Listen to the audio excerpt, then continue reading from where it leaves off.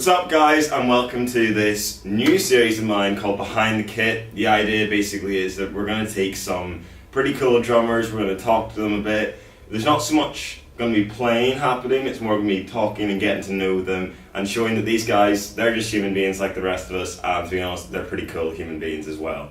So today, my very first guest, he's a great friend, he's basically my big bro, Dave Atkinson. Dave, thanks for coming, man. Hey man, thanks for having me. So I'm a pretty cool drummer is what you're saying? Oh, you're a sick drummer, man. Alright, cool. Yeah. I'll take it, man. Yeah. So, I mean, Dave, basically we're just going to ask some questions, there won't be too much playing, it'll be more just kind of chatting and getting to know you as a person and a drummer. Sounds good to me. So, should we dive into the questions? Let's do it. Okay.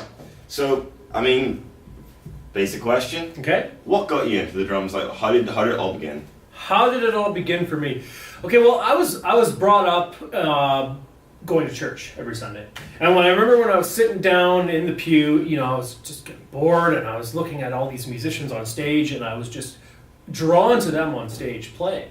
What they were doing is creating music, and I remember being like, I want to do that someday, but I didn't know how. And I remember looking at the guitar player, and I'm sitting down at the pew, and I'm like, I can't see what he's doing with his fingers, it's too far away. And then I looked at the keyboard player, and they were sitting behind the keyboard, so I couldn't see anything of what they were doing because they were behind the keyboard. And then, I looked at the bass player, same idea. Anyway, long story short, I remember looking at the drums, and I'm like, man, I see what, and it was a female drummer at the church I was at. I'm like, I can see what she's doing. I can see her hitting the hi-hat. I can see, so I thought in my mind that that's easy. I'm like, okay, she's just hitting this and hitting that and then kicking this. So I thought I'd be able to do it. And I was mistaken. It was a lot harder than I thought it was going to be, but that's how I originally got the passion for it. And I remember after the services, I would run behind the kit and I'd be like, do you mind if I play? And she's like, yeah, go for it. And I started developing my passion then. And that was probably when I was 10 or 11 years old. So in terms of these prodigies that you hear of, I'm actually a late bloomer when you think about it. Mm-hmm. Well, then, kind of following in with that, when did you get your first kit and what was your first kit? I remember. I sure remember. I remember my parents would never buy me a kit. And it's not that they didn't want to, but they couldn't afford it. And also I had two other sisters. I mean, that's a pretty big investment for like a birthday gift. So I tried to get to my church and play on that kit as much as I could. But when I was 15, I got a job at Dairy Queen. And I saved every penny that I had to buy my first drum kit. Mm-hmm. And when I did, it was an old CB drum set. Okay, it was garbage. And it was $200. And I had a cymbal that had a crack. And the crack was on the bell, like right here. And it kept cracking and kept cracking and kept cracking. And eventually the whole cymbal fell through. So then I had a splash. It was awesome. That's the best custom cymbal ever. And it destroyed my sticks because it was so sharp every time I'd hit it, but I didn't care. Mm-hmm. And it was a kit, I had fun, I learned on it a ton, and I played that kit so much. I don't even know what happened to that kit. But yeah, that's my first drum set. That's your first kit. I remember it. And I mean, you said that you mentioned that you went to church and you tried learning, or tried to play as much at church. Yes. Where did the learning come from? Did you self-teach yourself, or was there a lot of lessons, or what way did you go about it? No lessons, no. I think she would try, the drummer at the church at the time would give me a couple tips here and there, but because of the way that I looked at the drums, I thought, okay, well, he's just hitting this here and hitting that there. So I didn't think you needed someone to tell you when to do that. You just look at him do that and you just try and do it yourself. Mm-hmm. So my whole upbringing has basically been self-taught. I took about a handful of lessons from probably 15 years old to 22, maybe half dozen, but everything else has been self-taught, based off of watching other drummers, trying things out myself, and then eventually getting into books and DVDs, stuff like that. Mm-hmm. Yeah. I mean, did you find, was one more enjoyable, self-teaching, or did you enjoy going to lessons, and were there moments you were like, I never would have thought of that, I'm glad that you pointed that out? Or yeah, when I went to lessons, I always felt too much pressure on myself to make sure I got exactly what I needed from the lesson, because at the time I didn't have a lot of money. And the old debate, like, do I buy a new cymbal or do I pay for a lesson?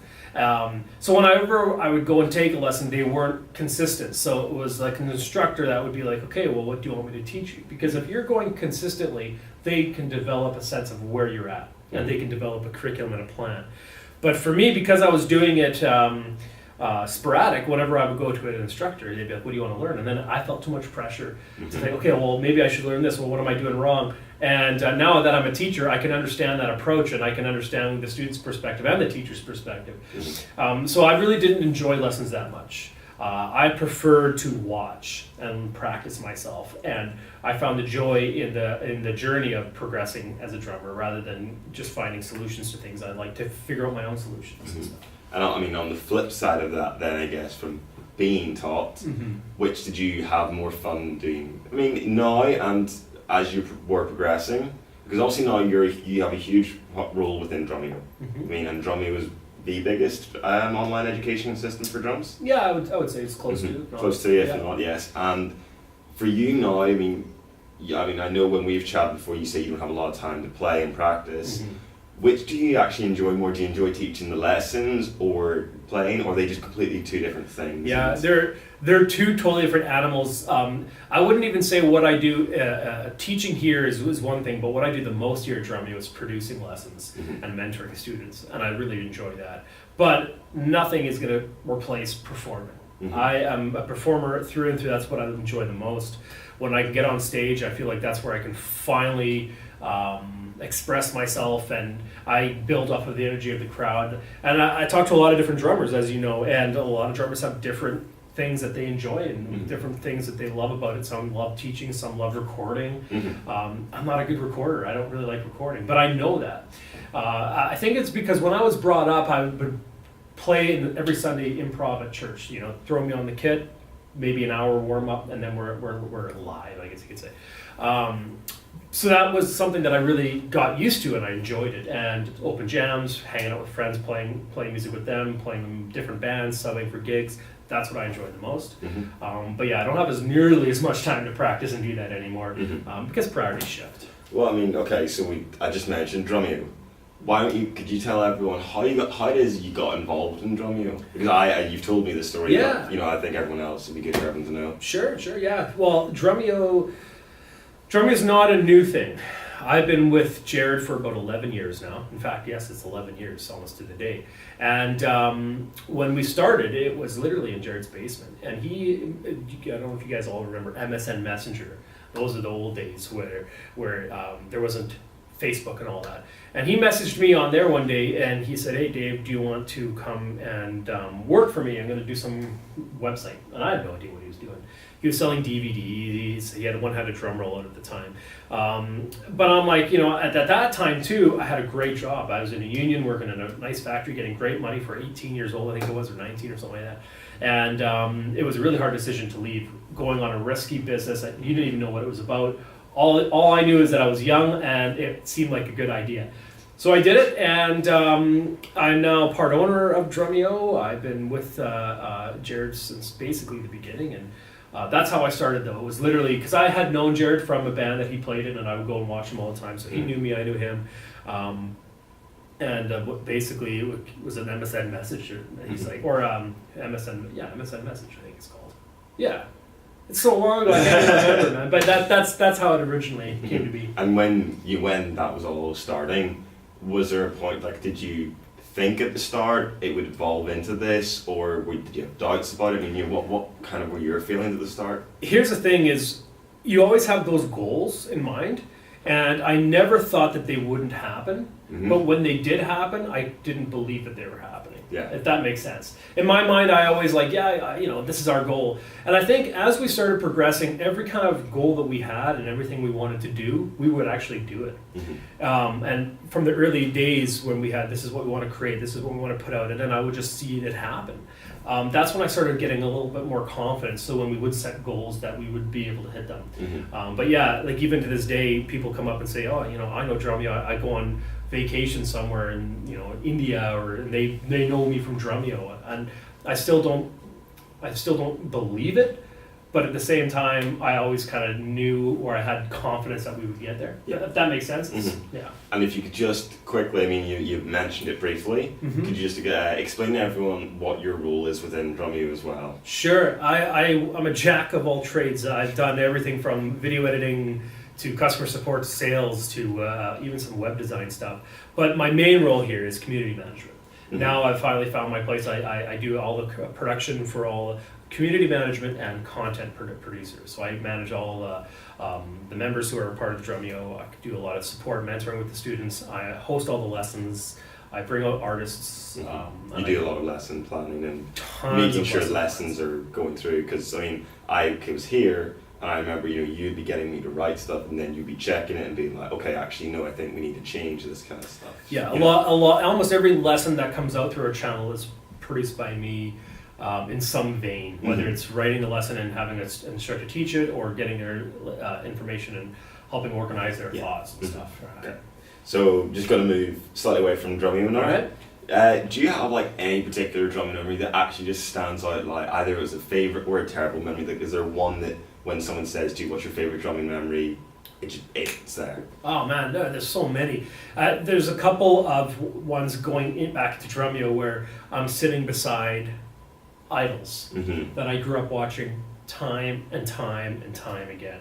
And there's too many to mention. But when I think about like drumming aha moments, I'm sitting beside and helping produce and work through a lesson that I would, from an instructor that I would watch on a DVD or YouTube hundreds and hundreds, if not thousands of times. But as for playing, there's been many times, I played, I've had the privilege of playing in some pretty cool bands, and there's one in particular where we were playing at Whistler. It was the World Tallest Ski and Snowboard Festival. And I remember sitting there, beautiful day, on the base of the mountain, tons of people out there, massive stage, and I'm sitting there, I'm like, man, this is it, like, this is what I wanted to do. All the way to the other day, I did a wedding gig, smaller gig, but I'm sitting on top of a yacht, playing drums at a wedding on a band on a yacht on the boat. I'm like, all those years, and I remember telling the band this, I said, because we practice a lot. And I said, look, all the years and stuff that we've developed our own skill, then all the months that our band has rehearsed, like, you can't put a price on that one moment. No. You can't. No, it's the emotion behind it. It's that moment that you're sitting up there and you're just looking at everything falls together. It's like that's why I spent all those years practicing, right? So, and negative moments, yeah, there's plenty, but we won't talk about that. Move on quickly. Move on, man. Next question. So we've had this conversation before, but I think this would be a very interesting question for you to answer for the viewers. What do you practice these days? I think this will surprise a lot of people, I think. Yeah. Terms of drumming, is that what we're talking about here? I'm just saying practice. I'm not limiting you to anything. All right. The last couple months, all I've been practicing is piano. Yeah. I've really wanted to get into piano. I just love it, and I think it's really training me to be a better teacher too, because I'm starting from a beginner standpoint, and I'm using all what I've learned in the drum sense as my practice routine goes into piano, and I'm watching it develop, and I'm fine-tuning my drum teaching and how I approach teaching drums based on my experience learning piano. And that was a conscious decision I made for a couple of reasons. One, I've always wanted to play piano, but two, as a teacher, you can easily get stagnant and complacent with your teaching, especially when you've been doing them for so many years, and you forget the beginner process, like the steps needed to get there, and the walls you'll hit. So doing that, I've been playing a ton of piano, but when I do play drums, I don't practice hard stuff. I've done that in my early 20s, mid 20s, even, I've done a lot of that. Now I'm just practicing my singles, my doubles, my timing, my power, my dynamics, making what I can already play sound good. Yeah, more working on sound, I guess, rather than actual physical, like here's this exercise or here's this groove. It's not just, I'm going to play the money beat, and I'm going to make sure the money beat sounds good. Sounds good. And when you see drummers like Rich Redmond and Jim Riley play simple stuff, they kill it. Exactly. You can't play like them. You can play what they play, but you can't play how they play it. My Planet X days and my Dream Theater days and my Porcupine Trees, those were fun, but I'm looking at these drummers that we bring into Drumeo, and I'm watching why they're so good and what makes them amazing and why do they keep getting called. And that's what I'm trying to work on, drum-wise. And I also think, you are in not a unique position, but a very good position in the sense that you have both playing and teaching heavily involved in each other. Obviously they go hand in hand, but like you said, you just played a gig there at the weekend. you're teaching the VIP week, you know, you're also producing the lessons. If there was someone else looking at doing teaching and playing, what would you think are good skills and qualities for teachers and for players, and are there ones that, you know, go between the two, and are there ones that are separate for each one? Oh, that's a loaded question. Well, the first thing is, if you're going to be a teacher, play. That's my big thing. Okay. Play shows. It's easy to choose one or the other. I'm going to try and do a touring band or try and play as many shows as I can, or I'm going to be a teacher full time. But I think it's a disservice if you're teaching students and you're not practicing what you preach. You're not actually playing. And there was a time where Yucca took a bit of a hiatus. Yucca is a band that I play in. Took a bit of a hiatus, and we didn't play a show for a long time. It hurt me because I felt like I was not lying to the students, but you know, it's just something that for me I needed to be playing. Mm-hmm. So I that's when I started a cover band, just so I can play on weekends to keep myself fresh. So if you're going to be a teacher, hey, whatever you do, just keep playing as much as you can. As for what skills you need, I think one thing teachers always fear is that they always fear that they need to give students value every single lesson. Not saying you don't, and you got to give them value, but they got to give them stuff to practice every week. And I think the hardest part for a teacher isn't telling students what to practice. I think the hardest part for teachers is telling students what not to practice. Because you'll have students that say, hey, well, this drummer told me to do this DVD told me to do that, Drumeo told me to do this, and then your instructor, knowing that all those things are good, he'll say, yeah, do them. That's not like you shouldn't. But then they get overwhelmed. Yeah. So I think the biggest thing for a student or teacher is just to connect on the student's level, know exactly what their goals are, how much time they have to practice, where their walls are, what they're going to be able to do, and teach them in that level, you know, small chunks. And as a performer, just make sure you know your kit and know your grooves and know your skills. Practice them. Don't go to a show not being prepared. It's pretty simple stuff, that one. Okay. Well, I've done a lot of serious questions so far, and I thought we'd do maybe a couple of little fun ones then. All right, sounds good. So the first one, and this one, it may stump you. What's your favorite? I'm gonna say song, but when I say song, I also mean drum groove that's in a song, if that makes sense. For example, when I think of one, I think of When the Levee Breaks by Led Zepp. You know, that's a great groove. You know, that's what I kind of mean. 50 Ways to Leave Your Lover. There's another great example. Oh man, it's a hard question. It is a hard question. I love Late in the Evening, Steve Gadd. I love. There's so many. Travis Barker's got some great. I mean, I'm also a '90s baby, right? Like I was born in the '80s. I started really getting into music in the '90s. So Blink-182 is a huge one for me. There's a couple great songs. There's also, like you said, Led Zeppelin, When the Levee Breaks is great. Rock and roll, I love the Ghost Notes on the snare. Oh man, that's such a hard question to answer. I mean, everyone's got favorite songs, favorite drum beats. I had a huge like Portnoy and Gavin Harrison phase where I was listening to a lot of Porcupine Tree. Song Trains blew me away when I first heard it. Dream Theater's Home, when I first heard that, the ending to Home, I remember listening to it so many times just to try and learn it. So that's too loaded of a question for me to answer. Okay. Well then, this question might hopefully be a bit easier. All right. Throughout all your drumming career, has there been one drummer that has been either your idol, your main influence, or your hero? Is there one that has stuck through the entire way? Yes, Dave Weckl, 100%. Yeah, great drummer. Dave, I mean, it's one of those things where it's like everyone loves Dave Weckl. How could you not? But I think he was one that I studied the most, and I just was, inspired the most. He's the guy that, when I listened to his albums, I could just sit there with the lights out and just listen to it on repeat over and over again, and every time just get more inspired. And if I'm ever having a slump, I go to some of his records. I used to be a huge Portnoy fan when I was into Dream Theater quite a bit. Huge Gavin Harrison fan, huge Steve Gadd fan. I mean, the list goes on and on. But Dave is the one. But Dave is the one that's been timeless ever since the early '90s when I saw Back to Basics and had old VHS with him behind that nice recording custom kit. Man, that sold me on him. But yeah, okay, that'll be my answer for that one. Bit of a jokey question. All right.